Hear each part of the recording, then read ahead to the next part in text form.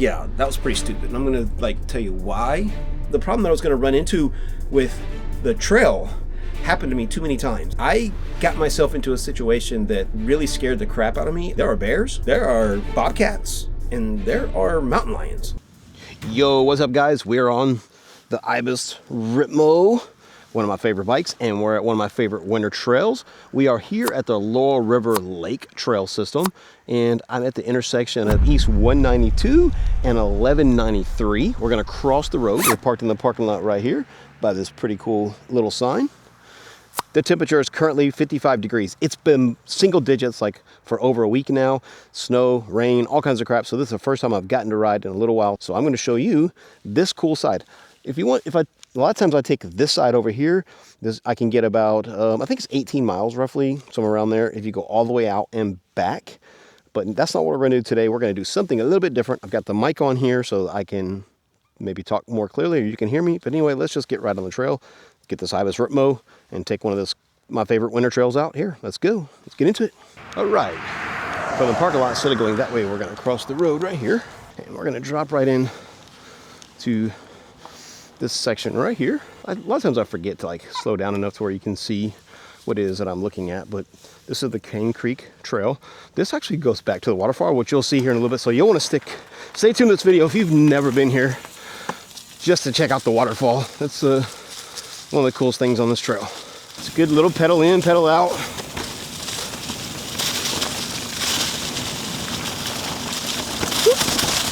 All right. And so I actually am using the microphone on my trail helmet. Got the camera mounted to my trail helmet. There's tons of wind noise coming in my ear, but if this is correct with the microphone, it has the wind buff on. I've been having a lot of trouble with like excessive wind noise this time of year. I think that has a lot to do with now that the leaves and stuff are off of the trees.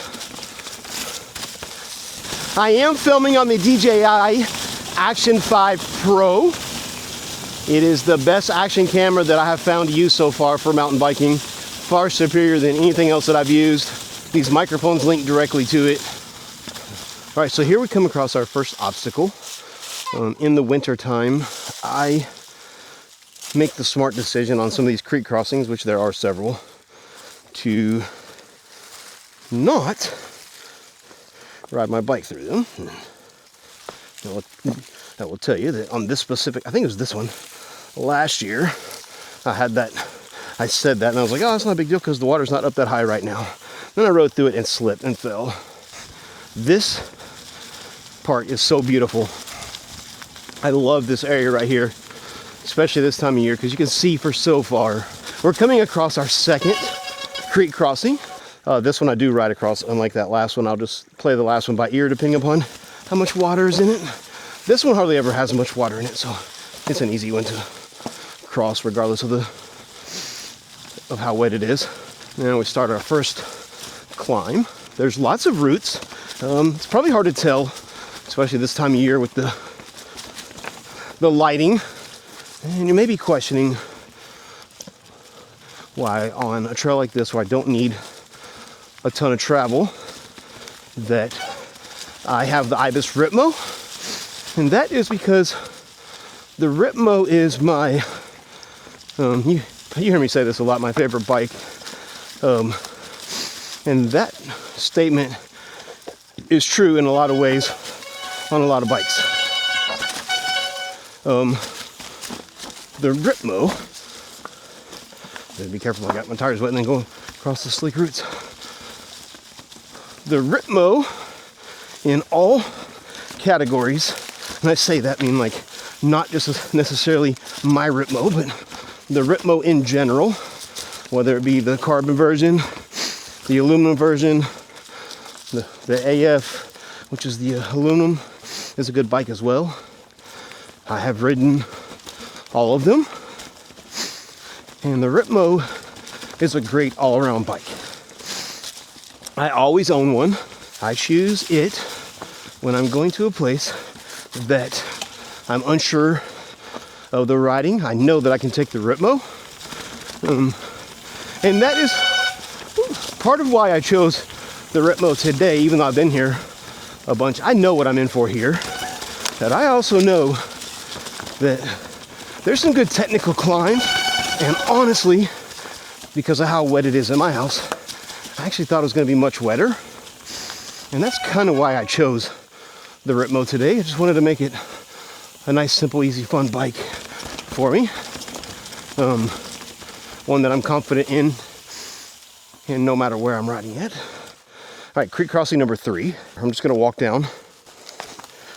That way I don't accidentally fall and get wet early. And it is slick. All right, we're coming to the creek crossing number 4.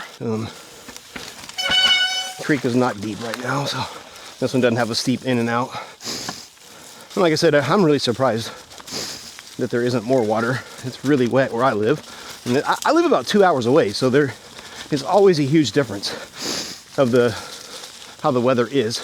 And I hate that because I always just assume it's the same as at my house, and it stops me from riding sometimes. All right, creek crossing number 5. This one is a little bit more difficult, especially if the water is up.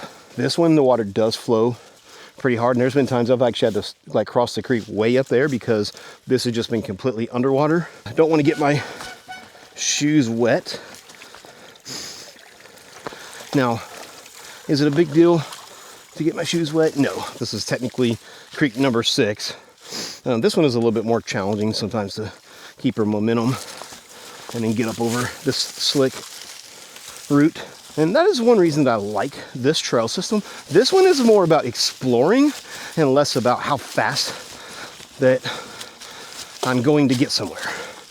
Now, I'm going to share a little bit of drama with you, which happens to me quite often. I may have gotten too late of a start today. And where I wasn't really prepared to come riding today, I do have my lights, however, I don't have my bar mount. So I only have the light for my helmet. Anyway, I'm not completely prepared. No cell phone service out here. Well, I want to show you this actually. We're gonna get some B-roll footage of this. So what's really cool about this place, well, if you come down here and you ride this place in the summertime, you've got some really cool cave areas right here. But there's a little beach right here actually. And this water, you can kind of swim and cool yourself off. Right now it's kind of stagnant looking, so I definitely wouldn't get in it, but that's just part of the winter. It was icy and stuff. And we're definitely probably gonna see some ice in the waterfalls, but oh yeah, that's just an ice layer. I can see now it's frozen because the water is stopping like right up against it. From back there, it looks like pollution. There's actually so many things here that I'll probably make multiple videos of this place because I can't really film everything every single time. I need to bring somebody with me to help get some extra shots. Right, creek cross number 7. This one is always pretty manageable. There's never really much water in it. I know one thing that I didn't bring that I actually thought about this morning. I didn't bring a saw either in case there's like a tree down. I typically do on rides like this. All right, so one thing I'm going to try to get better at in my videos, and I'm going to work hard on like making videos that I like to watch, and not just like, I don't know the best way to put it, but I've come to a conclusion. I know the videos that gets the most amount of views on my channel, but those aren't actually the videos I enjoy making. I'm always interested to see new places, and a lot of trails I've ridden are because of people that I've watched actually on YouTube, and then I went and explored because I had an idea of not just where the trail's at, but like what it looks like. All right, we're at another creek crossing. I'm going to walk my bike over on this one, even though the water's not deep on this one. I do know for a fact though that this is slick. This one is a little bit one that's more challenging. There's always water in it, but this part right here is you have to immediately hop back up onto roots with these wet tires and then have this like tangly web. I want to make videos that are helpful and maybe help guide you to ride a trail you've never ridden before, or maybe you're just getting to know me a little bit better and like what my life is about, and that's fine with me. My core audience, I greatly appreciate you guys, the amount of conversations you guys have with me. But what I would like to do is challenge you to interact with me a little bit more on my YouTube channel. And I know that you can do that because I look at my analytics, and the largest portion of my viewers that are subscribed are watching on your cell phones. So I know it's hard to leave a comment if you watch on the TV like I do, but if you're watching on your cell phone, just take a minute and leave a comment. Ask me a question so that we can interact with each other. I will answer them. I try to get to every single comment. I have missed a few, and I'm guilty of that, but it's not on purpose actually. And if the video is not an old video, I'm more likely to see the comments and be able to respond. Some of the older ones I am able to see, but those are the ones that seem to get missed somehow. All right, well, we should walk off over here. I'm never gonna make it through this trail before it gets dark with showing you everything, but these are things that I don't often look at when I'm riding, but there's a pretty awesome view right here. I don't know if you guys can see it, but there's literally ice, and then it dumps into ice.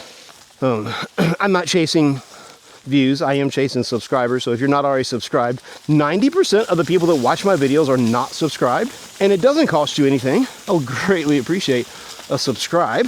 And YouTube is where I do the most amount of posting, so I'm going to work really hard in 2026 and making it more of a social media app. I've actually lost count now. What is this? Creek crossing number 10? It's either 9 or 10. That one in the warmer season doesn't ever have water in it. Let's just see how I handle it today. Got my seat dropped down. Got to put it up a little bit. Oh, I didn't make it, but I'll be honest with you, I almost slid off the edge there. All right, this section is probably one of the sketchiest sections that you can ride on this part of the trail. It is slick. Your tires do not grip to those. They're sandstone, limestone, whatever that is on it, and they're slick because of the moss, but they're also slick because of the sandstone. All right, so I do need to show this part. And I'm probably actually look a little roughed up because here's what happened. Here's where my bike is at. The one day that I choose not to wear knee pads on what I think is going to be a simple ride, oops, I actually had my camera tucked up in my armpit and did this little descent. But what happened was as you can see right here, my crank or my pedal caught this root, and it's so strong that it actually flipped me from there because I came down through all that, and it caught me and I went OTB. Actually, that's how my bike ended. I have not moved it. I almost saved myself from that one, and then I caught this root right here, which is what put me in this position, and then I hit my freaking knee on that root right there. So these are the things that people don't show. They only show the successes, not the failures. This is a failure. This is a hike-a-bike section. From this point forward, we're going to walk down to the bridge. So let's walk our bike. All right, so when you're here by yourself, this is actually pretty difficult because it's pretty far down. Luckily, the rock is not too slick, but getting your bike down this part right here by yourself can be hard, especially when it's slick. I'll grab the rope. Whoa, I almost lost my balance. And leave the rope right here for when I come back. Okay, this next section is actually a lot harder than that first section. What I typically like to do is I like to turn my bike and use it as leverage on this rock right here and step down. Then right after you come to that rock ledge, you're gonna come up to the wooden bridge that crosses this beautiful creek. All right, you're gonna get to this bridge. Like I said, you can actually leave your bikes back here at this end of the bridge, or I like to just push mine up, especially when I'm here by myself. If you're here with a group of people, you can totally just leave it here. All right, the rest of this is mostly just a hike-a-bike until we get to the waterfalls, and it's really hard to hold the camera and also film, so I'm gonna set the camera down and I'm gonna hike a bike. All right, now we're down here at the bottom of where the creek is, and then we're gonna cross this really cool bridge. And this is another place, like I said, you can leave your bikes here. Especially if you have a group of people. I haven't been here since we got flooding, and I'll be honest with you, I completely forgot that this trail could be completely changed because of it, and This is a good example. There's a crap ton of debris here coming from where the creek went down. So, all right, back to filming here. All right, so it's just so beautiful here. It's like one of the most beautiful places we have around. Those are huge trees. So we're just gonna keep going this way. The falls are right up here. We're really close to them. This is such a beautiful trail. Like, I also want you to like think about this. If you're not a mountain biker and you're watching this channel and you've stuck around the video this long, which I hope that you have, a lot of my mountain biking adventures just really kind of tie into other things as well. Like if you're a hiker, you don't even have to be an avid hiker to come here. This is a hike that anybody can do, and I strongly suggest it.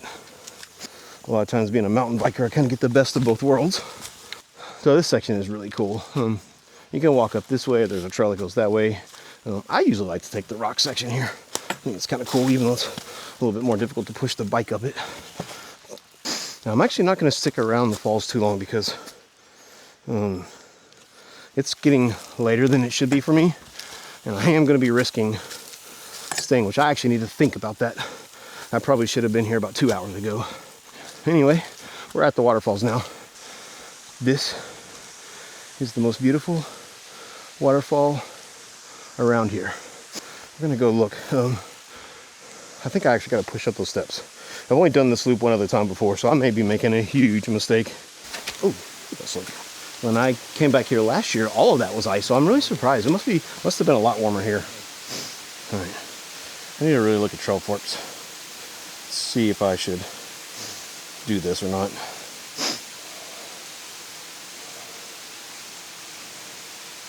I think that I could do it. I'm gonna shoot for it.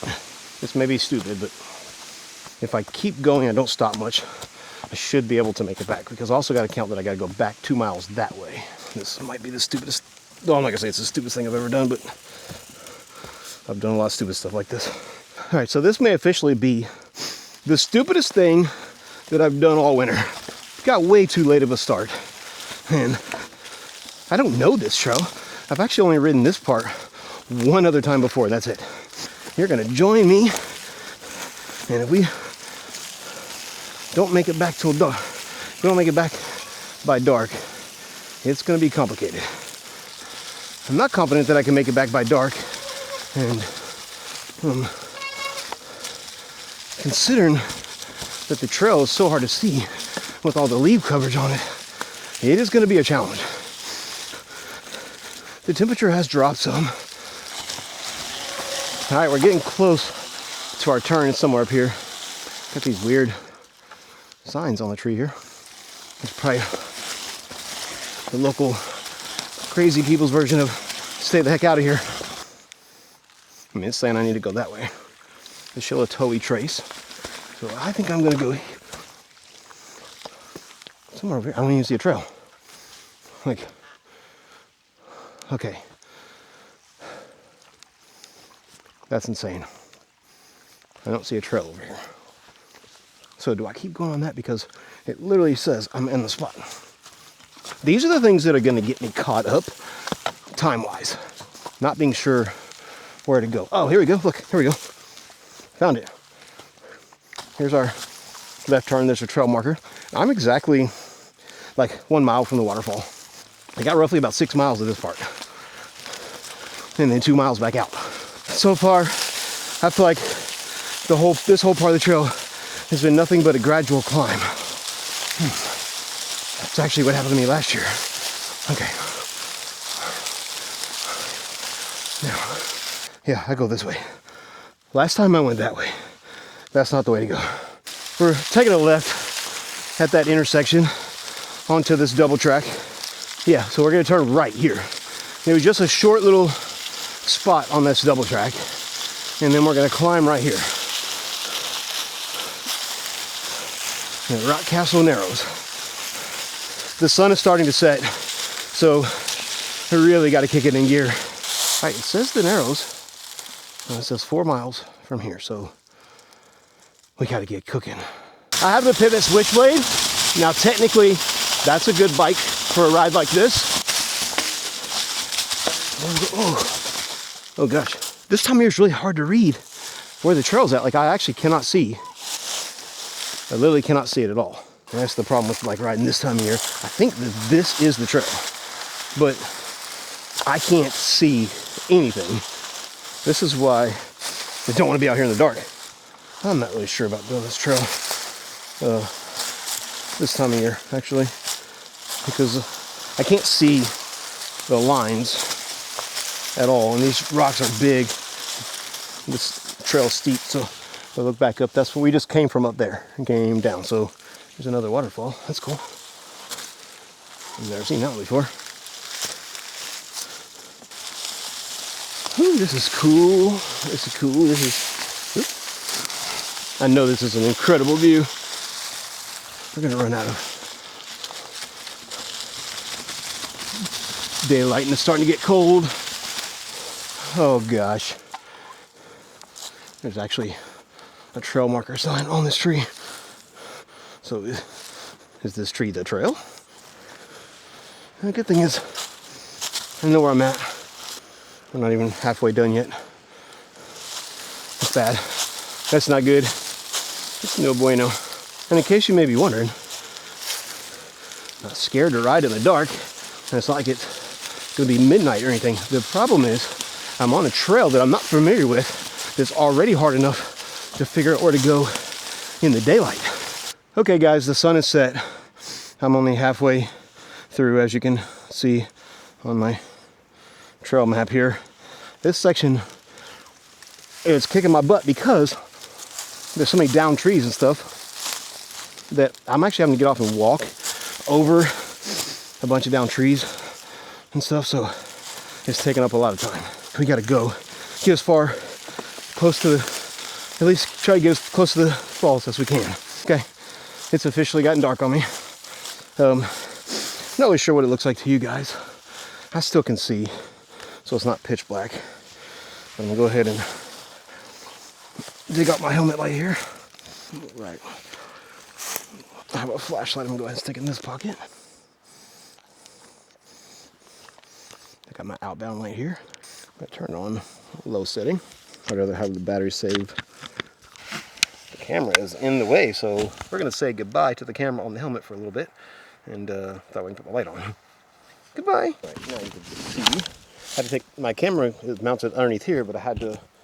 The visor doesn't fit with the camera; it blocks the light. So no more camera on the helmet. This should help me see. Let's get going. All right, here's a little bit of an update. I finally made it back to the stairs that are by the falls. So I got about 2 miles to get out. I got 16% on this battery, so I'm not going to film too much more. I'm just going to get myself out of here. That was a pain in the butt, and I'll tell you about that more here just in a few minutes. Okay, so what I just did was pretty stupid. I'm actually back in my van. Yeah, that was pretty stupid, and I'm going to tell you why.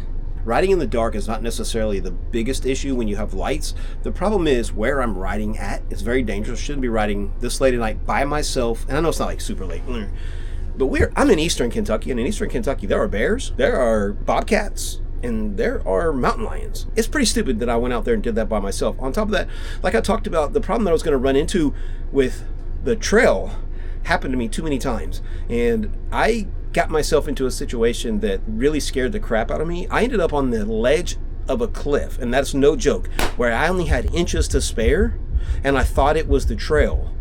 And I'm not talking about like riding my bike. I actually was like holding my bike with one hand and trying to sit on my butt and scoot across this ledge, thinking there's no way this is the trail, because I made a wrong turn. There definitely was a trail looking. Like, that's what it looked like, a trail. So I just followed it because it was dark and I didn't have trail forks like right in front of me, so I wasn't like keeping up. And even if I did, it wouldn't matter because I don't have cell phone service where I'm at. So that's the stupid part number like 850. Next time, take a friend. I need to take mace or something so that if I do run across something that like is not good for me, I can spray it. And I need to know the trail better next time. That was stupid. I've only ridden that trail one other time before, and I did it with a group of like 6 or 7 other guys, and that was over a year ago, and I don't remember it. So yeah, that was pretty stupid. I'm just gonna end the video on this one and say that was my stupid thing for this month. I'm not gonna do that again.